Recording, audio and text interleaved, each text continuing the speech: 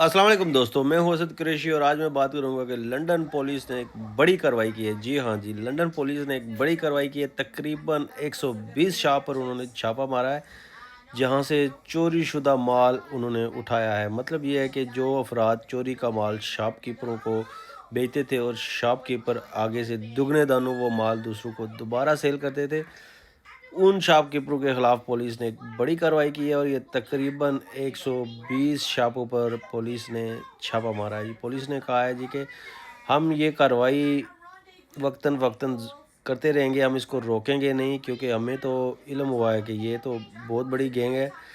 तो जो लोग जनाब अब चोरी शुदा माल ख़रीद रहे थे और अपनी दुकानों पर बेच रहे थे, उनके ख़िलाफ़ पुलिस ने बड़ा क्रैकडाउन करने का हुक्म जारी कर दिया है। तो आप सब लोग भी एहतियात करें, क्योंकि चोरी शुदा माल और चोरी की डिवाइसें अगर किसी के घर से बरामद होती हैं तो आपको पता है कि उसका बड़ा अहम एक जुर्म माना जाता है और उसको उसके ख़िलाफ़ पूरी कार्रवाई और उसको सज़ा भी होती है।